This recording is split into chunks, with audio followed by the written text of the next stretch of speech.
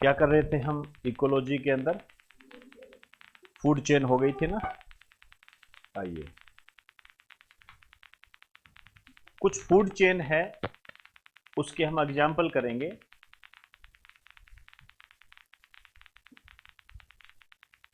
एक साइड में ऐसे लिखिए इकोसिस्टम,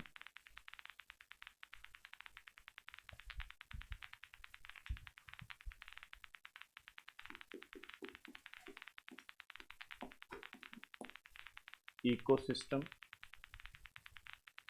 फिर लिखो उत्पादक मतलब प्रोड्यूसर, उसके बाद प्राथमिक उपभोक्ता,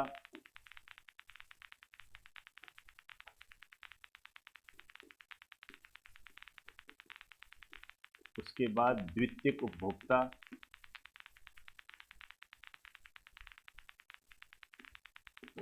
उसके बाद तृतीयक उपभोक्ता,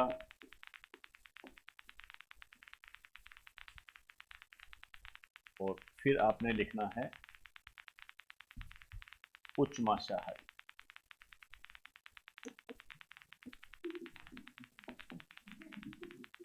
क्या हुआ?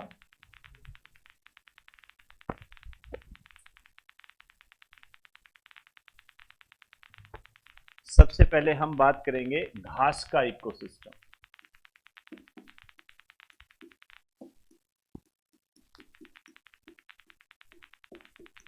घास का इकोसिस्टम, इसको हम पढ़ेंगे।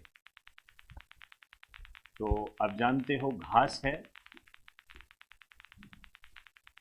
इसको कीड़े मकोड़े खाते हैं,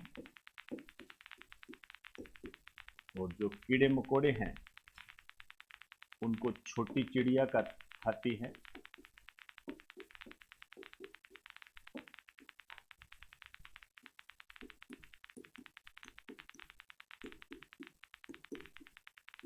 छोटी चिड़िया को बड़ी चिड़िया खाती है।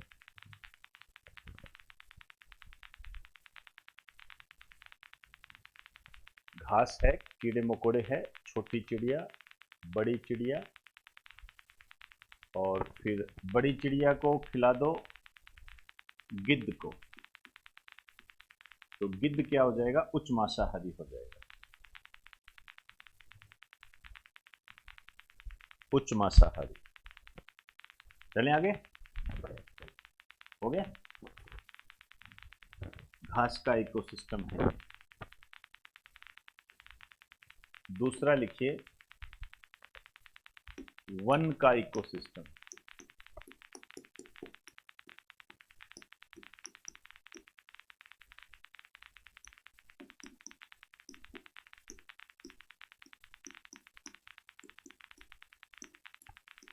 शाक व झाड़ियां,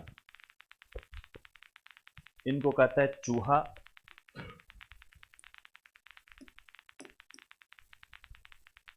चूहे को खाती है बिल्ली, बिल्ली को खाता है भेड़िया, और भेड़िए को खाता है टाइगर। कह दो चाहे शेर को खिला दो, जैसे आपकी मर्जी। साथ साथ लिखते जाओ।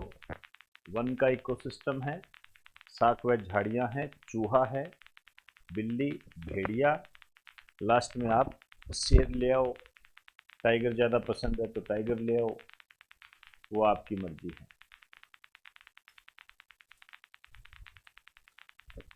अब हम बात करेंगे तालाब का इकोसिस्टम।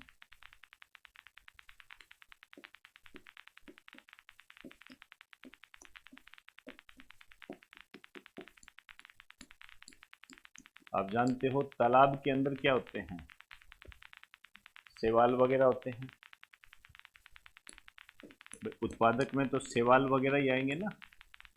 शैवाल हो गए, जलीय पौधे कह दो आप इनको चाहे।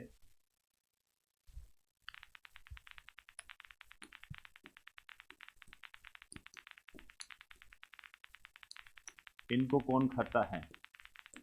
जलीय पिस्सू, छोटे मोटे जो कीड़े मकोड़े होते हैं ये। और इनको खाती है छोटी मछली, छोटी मछली को खाती है बड़ी मछली, और ये जो बड़ी मछली है इसको खाता है बगुला। खिला दो, देखी जाएगी।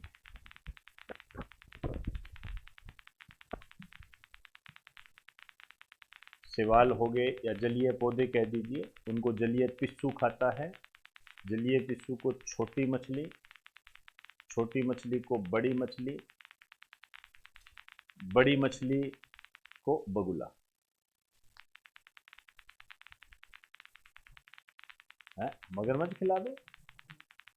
नहीं नहीं, कोई दिक्कत नहीं है, इसमें क्या हो जाता है। खिला दो जिसको खिलाना चाहते हो।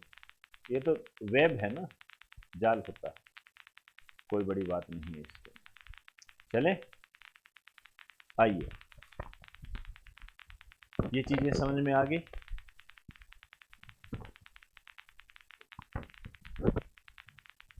पेज के बीच में लिखो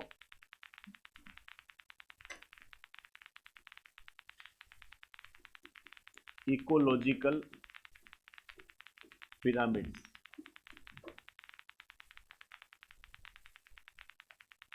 इकोलॉजिकल पिरामिड्स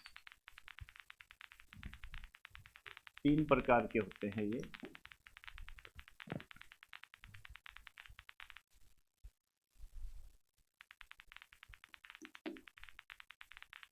एक तो है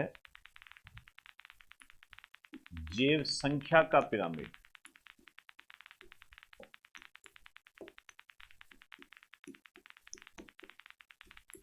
जैव संख्या का पिरामिड मतलब, यहाँ जैव का मतलब तो आप जानते ही हो। जैव का मतलब, जैव मतलब क्या होता है? जीवन पाया जाता है, जैसे पौधे और जंतु, उनकी संख्या। ये जैव भार का पिरामिड होता है, वेट, भार। और ये होता है ऊर्जा का पिरामिड।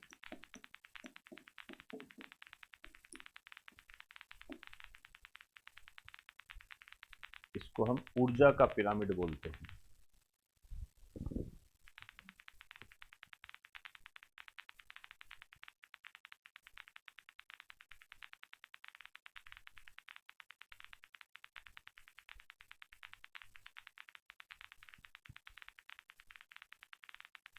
चलें,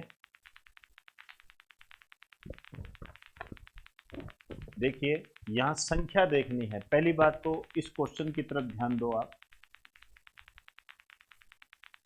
देखिए ये सीधे व उल्टे दोनों प्रकार के होते हैं।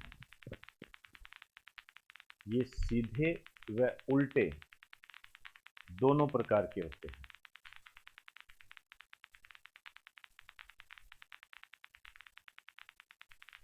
सीधे व उल्टे दोनों प्रकार के होते हैं। इसमें भी लिखो, ये भी सीधे व उल्टे दोनों प्रकार के होते हैं।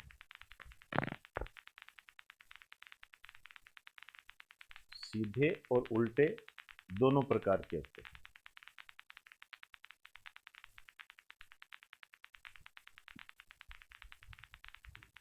इसमें लिखो, ये केवल सीधे होते हैं।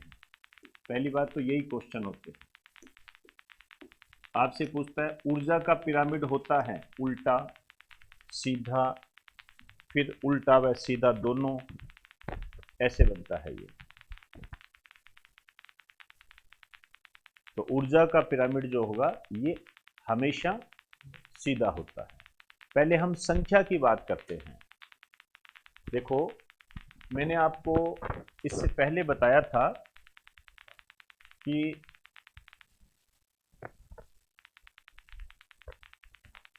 ऐसे करके मैंने आपको बताया था, ये पिरामिड होता है, इसकी 3 लेयर होती है। इसको हम उत्पादक बोलते हैं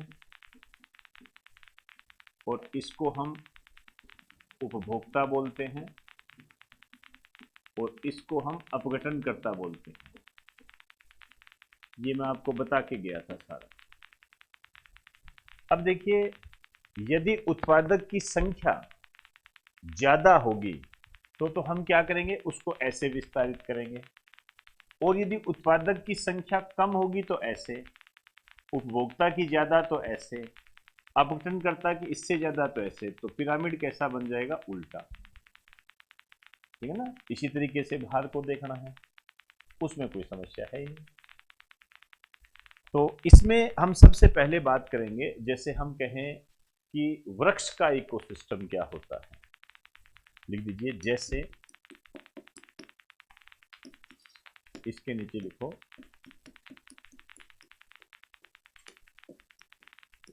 वृक्ष का इकोसिस्टम। संख्या की दृष्टि से हमने देखना है इसमें। एक पेड़ है, कैसा होगा, देखो जैसे ये पेड़ है,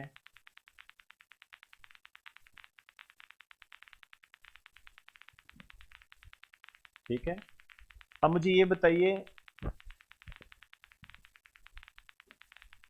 इसके अंदर, इसके ऊपर पक्षी भी रहते हैं, और इस पेड़ में सूक्ष्म जीव भी है, माइक्रोब्स, छोटे छोटे जीव भी है,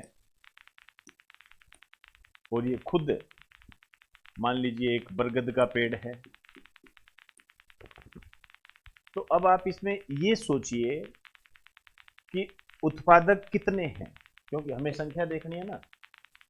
तो उत्पादक कितने हैं, ज्यादा कौन से हैं इसके अंदर, बताइए।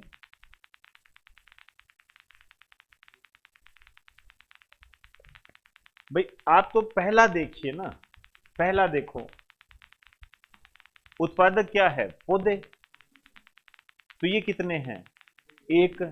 तो पहली बात तो एक को ही पकड़ लो तो ही कोई दिक्कत नहीं है, क्यों फालतू में मत्था मारते हो, पक्षियों को लेकर आते हो, सूक्ष्म जीव को लेकर आते हो, क्यों ड्रामा करते हो मतलब में, सीधा ही कर दो इसको। जब एक ये है, इसका मतलब और तो ज्यादा होंगे। तो पेड़ उत्पादक ये है, उससे ज्यादा ये, उससे ज्यादा ये, तो ये क्या हो जाएगा, उल्टा हो जाएगा।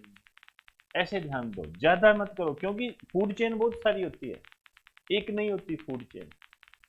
तो इसका कैसा हो जाएगा, उल्टा। उतार लीजिए इसको।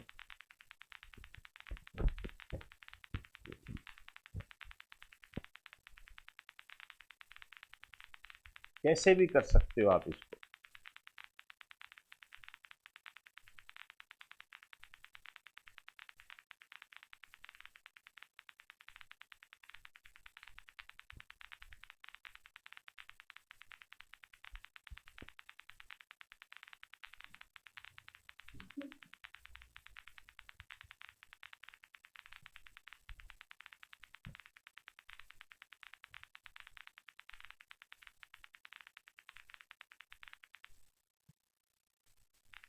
चले, जो महत्वपूर्ण होता है वो होता है तालाब का इकोसिस्टम। आप यहां लिखिए, मुझे इधर लिखना पड़ेगा वो।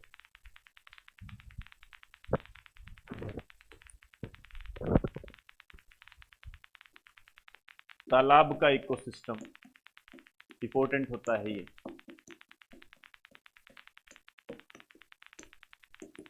टिक करो इसको। अब जैसे ये तालाब है, इसको एक तालाब का रूप दे दो, ठीक है। अब इसके ऊपर की तरफ क्या होंगे, ये आपके शैवाल हो गए, ठीक है। अब बताओ, छोटी मछली ज्यादा होती है कि बड़ी मछली, छोटी मछली, ये बेचारी छोटी छोटी मछलियां हैं।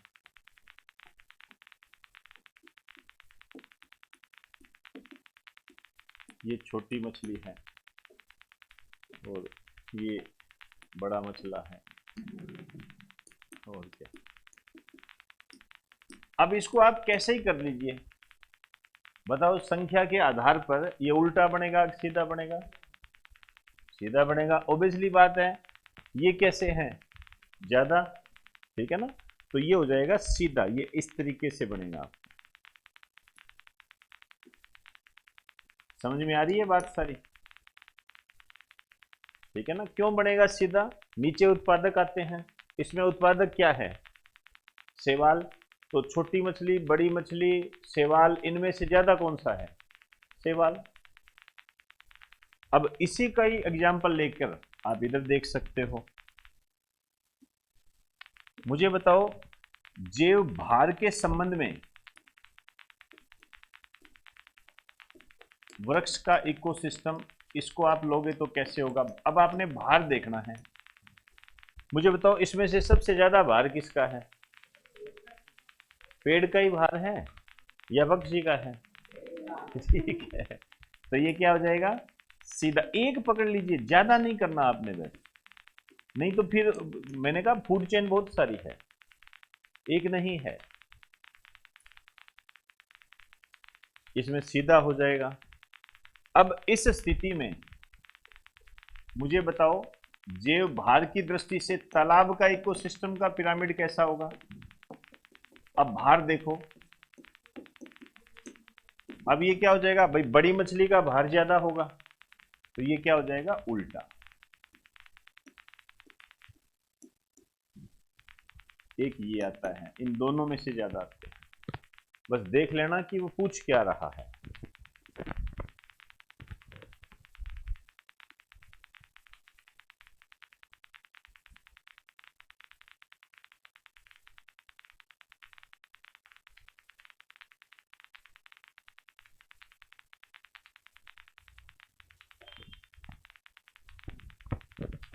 देखिए यहां जो भार है, भार का जो अर्थ है वो शुष्क भार से है, ड्राई वेट। ड्राई वेट क्या होता है,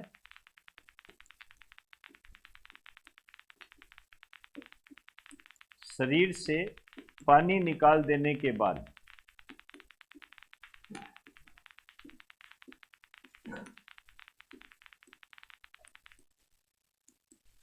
बचा भार, शरीर से पानी निकाल देने के बाद बचा भार।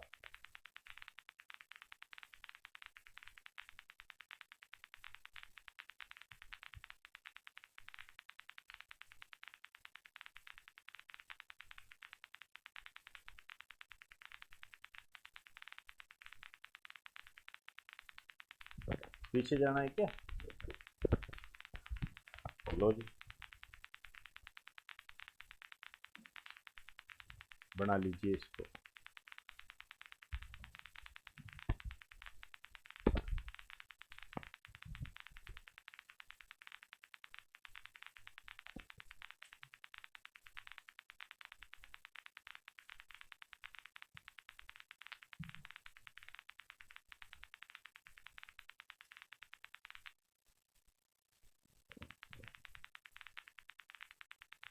चलें आगे।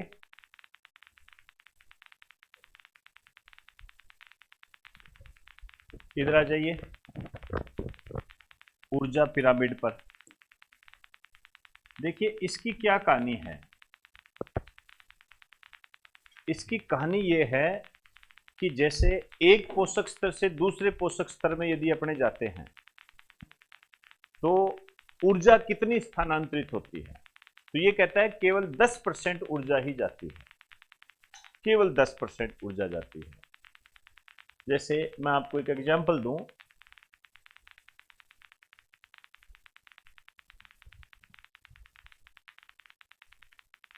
जैसे अपने अभी अपनों ने एक एग्जांपल लिया था घास, इसे किसको खिलाया था, कीड़े मकोड़े, यही था ना।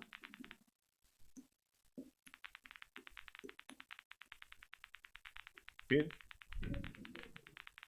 छोटी चिड़िया,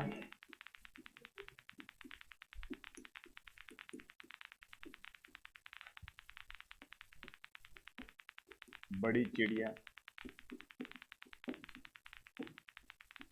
और बाज। ये कहता है कि यहां से यदि आप चलोगे तो हर किसी में कितनी एनर्जी है? 100%। 100% एनर्जी है। तो जो ये 100% एनर्जी है, इसको हम दो पार्ट्स में डिवाइड करते हैं, एक तो 90% और एक 10%। अब इसमें क्या होता है, ये जो 90%, जैसे मेरे में 100% है, समझिए इस बात को, मेरे में 100% एनर्जी, आप में भी 100% ही मानी जाएगी, कम ज्यादा की बात नहीं होती, उसको पूरा मानना पड़ता है।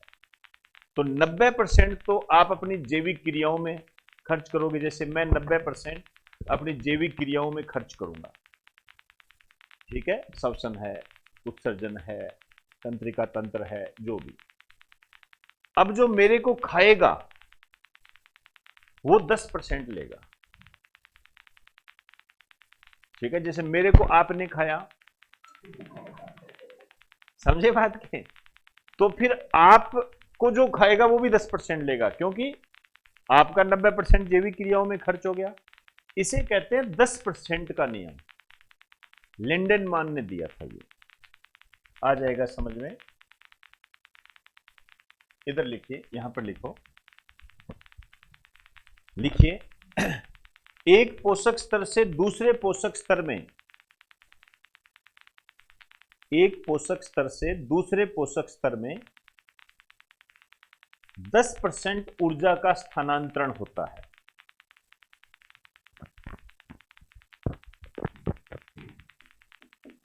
एक पोषक स्तर से, न्यूट्रिशन लेवल से दूसरे पोषक स्तर में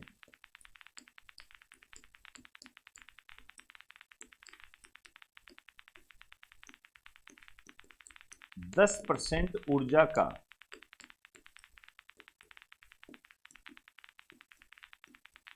स्थानांतरण होता है।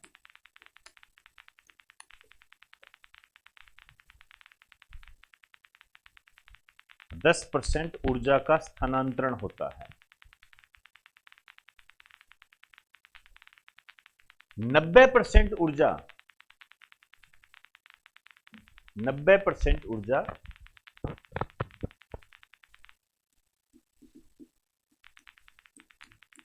प्रत्येक जीव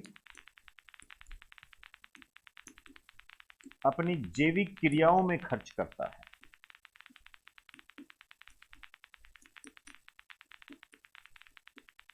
अपनी जैविक क्रियाओं में खर्च करता है।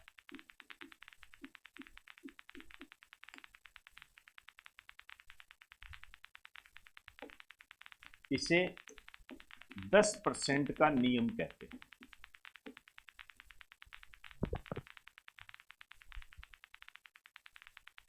इसे 10% का नियम कहते हैं। 10% का नियम कहते हैं। यह लिंडेनमान ने दिया था, अंडरलाइन करो, यह लिंडेनमान ने दिया था।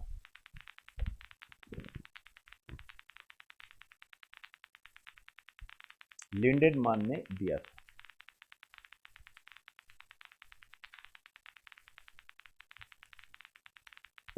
ठीक, आइए देखिए क्वेश्चन कैसे बनता है इस पर।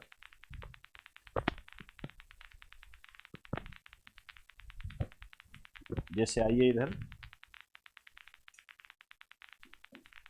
घास है, ठीक है, घास को खाया,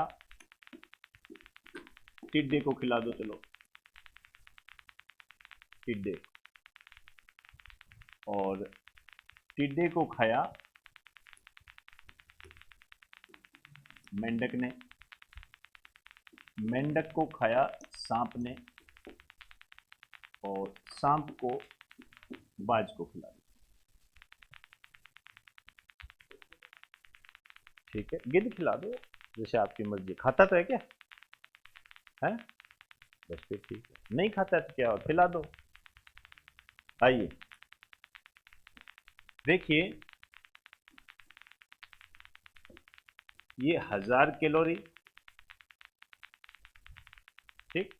अब यहां से इसका ट्रांसफर होगा इधर जब ये इसको खाएगा। कितना ट्रांसफर होगा? 10%, क्योंकि 90% तो जैविक क्रियाओं में खर्च होगी, क्योंकि पौधा भी तो सांस लेता है। आप कहोगे पौधा कहाँ यार, उसकी क्या दिक्कत है? होता है ये कईयों के बीच में, अरे पौधे क्या दिक्कत है, वो भी तो भाई प्रकाश संश्लेषण करता है। आइए, इसका 10% 100 कैलोरी,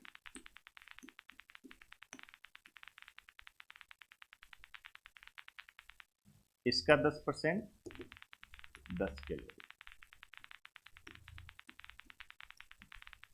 और इसका 10%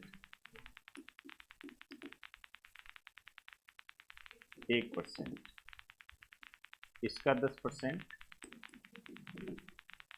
कितना हो जाएगा? 0.1%। इसी कारण से जो फूड चेन होती है वो लंबी नहीं होती, या तो 2 की होगी या 5 की होगी। चेन जो होगी या 2 की बनेगी या मैक्सिमम, ठीक है। तो फूड चेन जो है उसमें जो स्तर होंगे, पोषक स्तर, आप ऐसे कह सकते हो कि जो पोषक स्तर होते हैं मिनिमम 2 मैक्सिमम 5, लंबा नहीं बना सकते आप।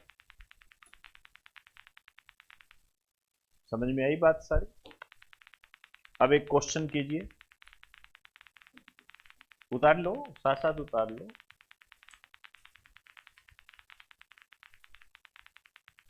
इसी को ही बना देता हूं।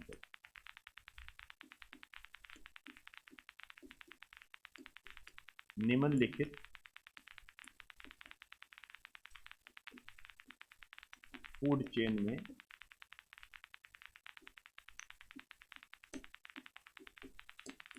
तीसरे पोषक स्तर को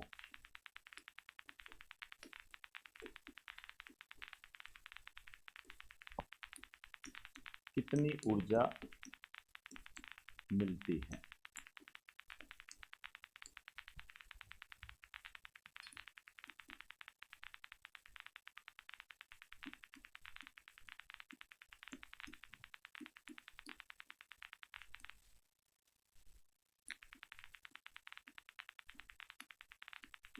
एक कैलोरी, 10 कैलोरी,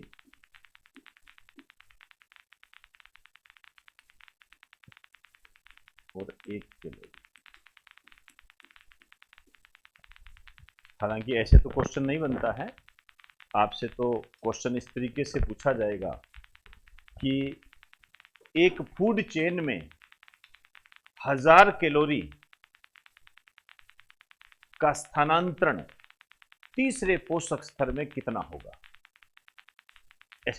एक फूड चेन में 1000 कैलोरी ऊर्जा का स्थानांतरण तीसरे पोषक स्तर में कितना होगा? लेकिन मैंने इस रूप में ले लिया, कोई बड़ी बात नहीं है। 1 कैलोरी कितना? 10 कैलोरी। ये सी है भाई, ध्यान रखना, ओ मत बना देना इसको। कहीं लिख देंगे इसने गोला मार दिया तो मैं भी मारूंगा।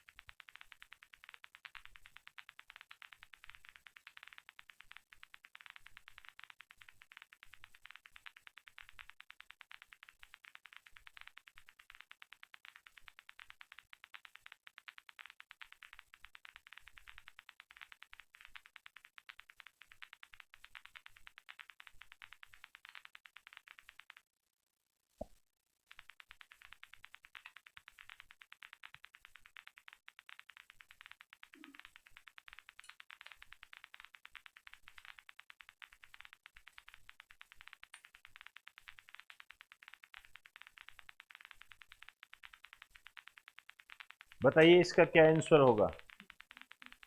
सी, 10 कैलोरी। 1 कैलोरी नहीं हो सकता, एक ही होगा, कैसे बताइए? हाँ, इसको ये स्तर नहीं होता क्या, कोई निकाल दें क्या इसको? है? निकाल दें क्या? ये घास है क्या है, अभी तो कह रहे थे क्या है? पौधा क्या है, पौधे को क्या जरूरत पड़ गई तो ये इसीलिए मैं बोला था, आप जब हंसे थे इसीलिए बोला था, तो ध्यान रखना बेटा, ये पहला स्तर होता है, ये दूसरा स्तर होता है, हमेशा ध्यान रखना, क्योंकि हम चेन किससे बना रहे हैं, प्रोड्यूसर शामिल तो है ना उसके अंदर, उसको अलग कैसे कर सकते हैं? तो ये तीसरा स्तर होता है, ये चौथा स्तर होता है, और ये पांचवा स्तर होता है। तो इसका सही आंसर हो जाएगा सी, 10 कैलोरी। अब आप मेरी बात समझ गए होंगे। ये भी बता लेना कि पोषक स्तर जो मिनिमम होते हैं ये 2 होते हैं और मैक्सिमम 5 होते हैं।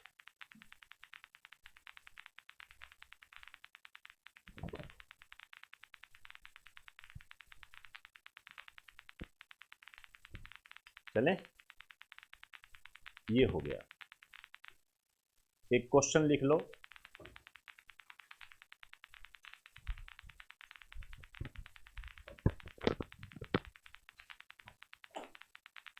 लिखिए,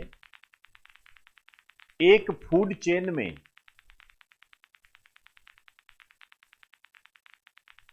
एक फूड चेन में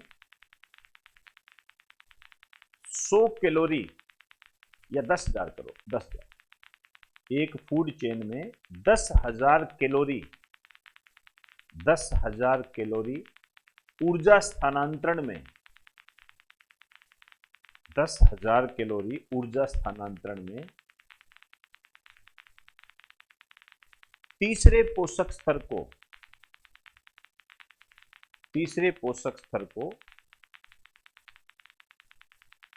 कितनी ऊर्जा स्थानांतरित होती है? ठीक है ना, जो भी है, मेरे बताने का मतलब था कि क्वेश्चन ऐसे नहीं आएगा, इस तरीके से आएगा, स्थानांतरित होती है या मिलती है, ये होते हैं जी बेटा क्वेश्चन। सिंपल सी बात है, इस तरीके से तैयार करना है आपने। चलें आगे, आइए।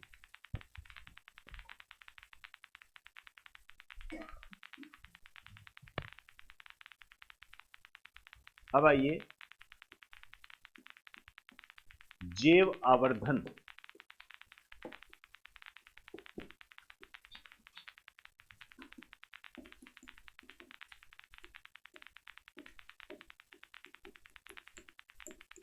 बायोमैग्निफिकेशन, जैव आवर्धन, बायोमैग्निफिकेशन।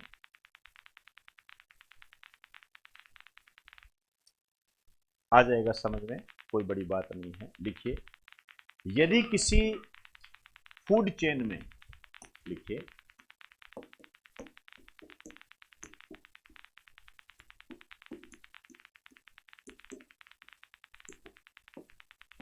यदि किसी फूड चेन में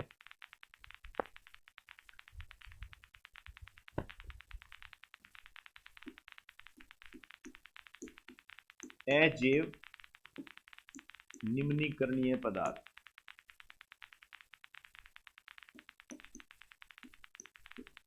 या आप इसको कह सकते हो जैव अनअपघटनीय पदार्थ, इंग्लिश में इसको बोलते हैं बायो नॉन डिग्रेडेबल।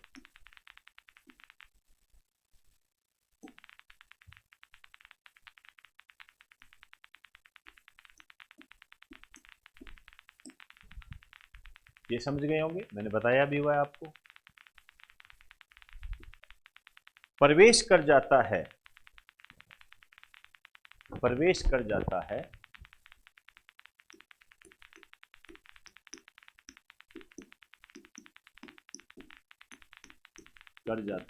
तो प्रत्येक पोषक स्तर में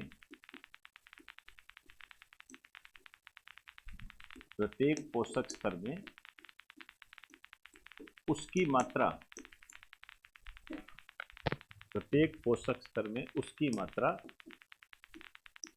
बढ़ती जाती है। प्रत्येक पोषक स्तर में उसकी मात्रा बढ़ती जाती है।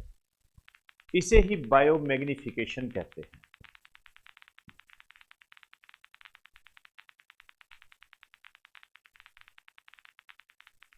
इसे ही बायोमैग्निफिकेशन कहते हैं।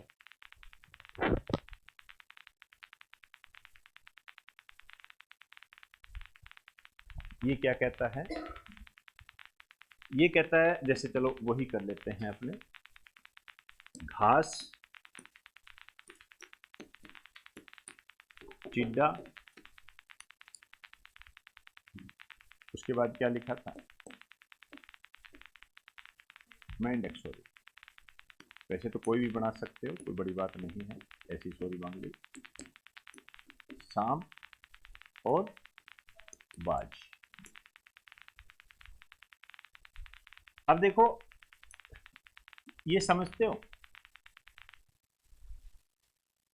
Biodegradable, sorry bio non degradable, अजैव निम्नीकरणीय, मतलब जिनका अपघटन नहीं होता है। ये क्या होते हैं? ये होते हैं जैसे डीडीटी, मुख्य रूप से डीडीटी की बात होती है। अभी हाल फिलहाल ये क्वेश्चन भी आया था एक इस संबंध में, या तो फर्स्ट ग्रेड का एग्जाम है, या वन रक्षक या वनपाल, दोनों में से एक में है। यदि किसी को मिले वो क्वेश्चन तो मुझे बताना, फिर कल उस पर बात करेंगे। डीडीटी को लेकर है, वो है इसी पैटर्न से, इसी पैटर्न का है वो।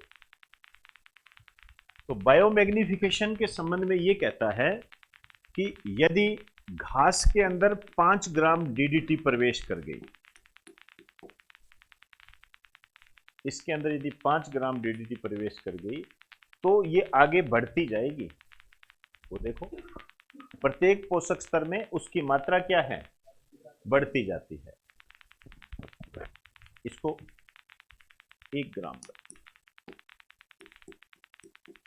कम रखो थोड़ा, तो यहां पर 5 ग्राम डीडीटी हो जाएगी, टिड्डे में पहुंच जाएगी, और मेंढक में पहुंच जाएगी 20 ग्राम डीडीटी, और सांप में पहुंच जाएगी 60 ग्राम डीडीटी, और ये यहां पहुंच जाएगी 120 ग्राम डीडीटी। क्या करेगा जी कर?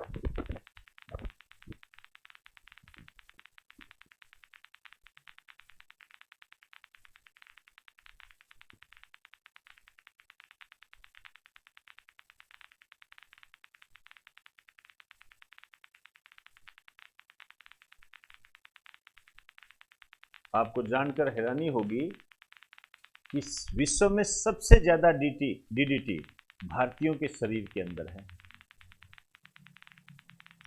ध्यान रखना, ये आप में और मेरे में है, ये निकाल के देखनी पड़ेगी। लिखो इसको स्टार डाल के। विश्व में सर्वाधिक डीडीटी भारतीयों के शरीर में मिलती है।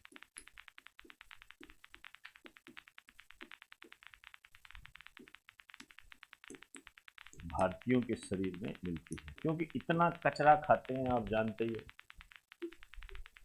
यूरिया वगैरह, सोच नहीं सकते। तो इसके आगे की बात हम कल करेंगे।